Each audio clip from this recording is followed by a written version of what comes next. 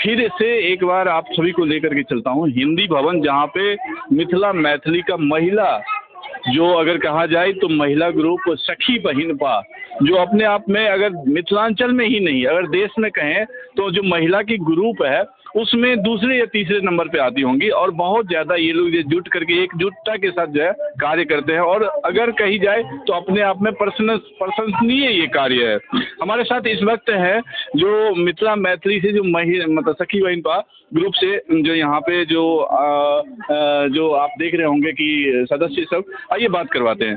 जी अपन परिचय करें। नाम मृदुला प्रधान, हम दरभंगा से हैं। जी जी। तो मिथिला मैथिली से तो बहुत मेरा है जन्म सिद्ध अधिकार इस भाषा का।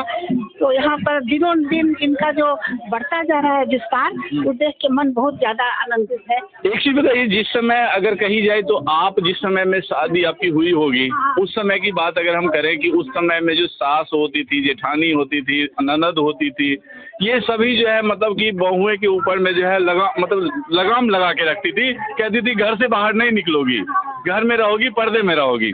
तो आज जब ये सारा कुछ देखते हैं तो आपको क्या लग रहा है कि आज का बेहतर है या उस समय का बेहतर? नहीं, दोनों समय के अपनी अपनी अच्छाइयाँ हैं। उस समय की भी बहुत अच्छाइयाँ थी, आज की भी है, इसलिए किसी एक को हम रूल आउट नहीं कर सकते। लेकिन आज अगर कही जाए तो मेरे हिसाब से जो कि आज पहले क्या होता था कि कई सारी प्रतिभाएं जो छुपी हुई रह जाती थी और कई सारी प्रतिभाएं जो उभर के सामने नहीं आती थी, लेकिन आज जैसे सखी बहिनपा के साथ साथ कई अन्य ग्रुप हैं, तो वो सारे अन्य ग्रुप के उसमें जो है ना, उन ग्रुपों से आज जो है सभी का जो है प्रतिभाएं जो सामने खुल के सामने आती हैं, लेकिन उस समय नहीं आती थी। हाँ, ये बात सही है, क्योंकि आजकल अपने को प्रस्तुत करने का बहुत अच्छा जरिया है, बहुत प्लेटफॉर्म है जिस पर आप प्रस्तुत कर सकते हैं अपने को। पहले ये सुविधा नहीं थी। ये सुविधा नहीं। ये बहुत। जी, अपना एक बार शॉर्ट में परिचय दीजिए। आप दूरदर्शन से हैं और एक बार शॉर्ट में परिचय दीजिए लोगों तक जो है। जी नमस्कार, हमार नाम छे आभा झा चौधरी। हम बहुत साल से दूरदर्शन से जुड़ल छे। ओकर अलावा हम पोलियो के इराडिकेशन के लिए एक्टिविस्ट छे और साथ साथ में बहुत सारा जैसे थिएटर और एक्टिंग सब से जुड़ल छे, मंच से जुड़ल छे। और मिथिला के साथ तो चाहिए हमर के लगाव। हमार फादर जी थे श्री कामदेव झा, वो बहुत समाज के लिए किन केलखिन है इतने ज़्यादा कि ओसे हम प्रभावित छे। और हम चाहे छे कि ई सखी बहिनपा के जे हमर सबके एक प्लेटफॉर्म छे, जे बहुत सुंदर सा आरती जी और छाया जी और बहुत सारे लोग सब मिलकर चला रहे छथिन, वो सब एक और आगा बढ़ा रहे छथिन। हम सब जल्दी सहयोग दे सकी, जे क्षमता छे वही अनुसार। तो सखी बहिनपा बहुत छोटा स्तर से शुरू के और बहुत छोटा समय में, बहुत कम समय में, बहुत जल्दी। आज भी महिलाएं घर से बाहर नहीं निकलती हैं।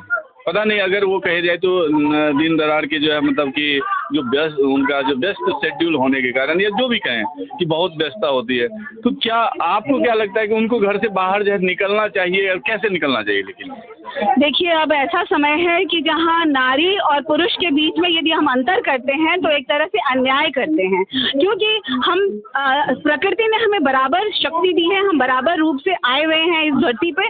कुछ कंडीशनिंग की वजह से जो है वो हम अपने धरातल को छोड़ चुके थे। इसलिए अब समय आ गया है कि हम क्रांतिकारी समय के बीच में से जा रहे हैं, जहाँ महिलाएं अपने अधिकार का अच्छा सा पोषण कर रही हैं और आगे बढ़ रही हैं। और किसी तरह से कभी भी कमी नहीं होना चाहिए उन्हें कि भाई मौका कम मिलना चाहिए। मौका दीजिए तो औरतें, मुझे लगता है चांद तारे तो क्या पूरे ब्रह्मांड को जो है ना वो पोषण दे सकती है और देती है, क्योंकि मातृत्व शक्ति है उनके अंदर। नारी शक्ति अपने आप में असीम है, उसको कभी भी कम नहीं समझना चाहिए। जहाँ तक मुझे लगता है अब समय आ गया है, हर तरह से हर क्षेत्र में बराबरी का हिस्सा मिलना भी चाहिए। और हम लोगों को इस तरह के आयोजन करने चाहिए जहां हम औरतों को प्रोत्साहित कर सके। जैसे अभी सखी बहिनपा आज के इस कार्यक्रम में प्रोत्साहित कर रही हैं बहुत सारी महिलाओं को, तो वो हम करते रहें और बहुत कम समय में हम अपने अधिकारों तक और अपने जो कहते हैं वो जन्मसिद्ध अधिकार तक पहुँच जाए। इस प्लेटफॉर्म पे अगर कही जाए तो बहुत सारी चीजें हैं जो कि आपको दिखेंगे कि कई सारे महिलाएं के पास जो प्रतिभा है जो खुल करके सामने नहीं आती हैं। जैसे कि इनको रोजगार की आवश्यकता है तो उनको रोजगार कैसे मिलेगा। अगर इस तरह से कही जाए कि मतलब अगर कोई किसी समस्या में है, कोई किसी को जो है अगर कहा जाए कि किसी को जो नारी की जो कई सारी समस्याएं होती है, जो नारी मतलब अगर मेडिकल से रिलेटेड कही जाए तो वो समस्याएं जो खुल के नहीं बोल सकती हैं। तो हमारे साथ जो है डॉक्टर आप हैं, आपका नाम? मैं डॉक्टर निधि झा सब गोटा के गोड़ लागे छी। हम डॉक्टर निधि झा हम गायनेकोलॉजिस्ट छी, ऑब्स्टेट्रिशियन छी और इनफर्टिलिटी स्पेशलिस्ट। जी, अभी मैं थोड़ी देर पहले नारी शक्ति का जो मतलब कई तरह का मतलब जो आप जो नारी के को जो दुख तकलीफ के बारे में अभी आप शेयर कर रहे थे, तो इस तरह का कार्यक्रम जो है अगर देखना सही बात में अगर सही माने में लिया जाए तो इस तरह का कार्यक्रम जब होता है और अवेयरनेस जो है मतलब कि महिलाओं के बीच में पहुंचता है तो अच्छा लगता है। तो इस तरह का कार्यक्रम आप लोग और करते रहते हैं क्या? मतलब देखिए, सखी बहिनपा के बारे में बताना चाहूँगी। ये एक रजिस्टर्ड एनजीओ है और ये फेसबुक पर एक बहुत ही बड़ा ग्रुप है 36,000 महिलाओं का, जो पूरे विश्व की मैथिली बोलने वाली महिलाएं हैं। इसमें हमने कोई धर्म, कोई कास्ट, कोई रिलीजन, किसी चीज़ को महत्व नहीं दिया है। हमने सिर्फ और सिर्फ भाषा और साहित्य को के बेसिस पे ये बनाया है।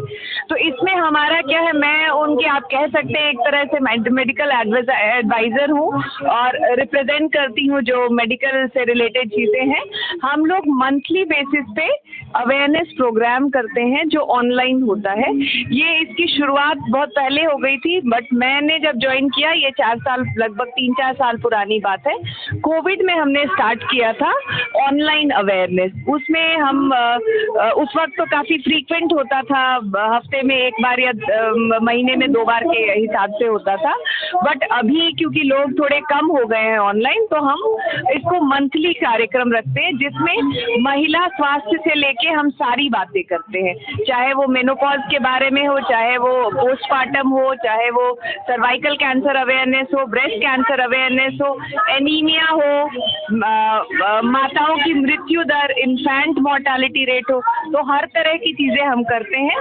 हम बीच बीच में कैंप्स लगवाते हैं, जो सर्वाइकल कैंसर का कैंप लगाते हैं, एनीमिया कैंप लगवाते हैं। थायराइड से लोग काफ़ी डरे हुए रहते हैं, थायराइड संबंधित बीमारियों से, तो उन सब के ब्लड टेस्ट का और इन सब का कैंप लगवाते हैं।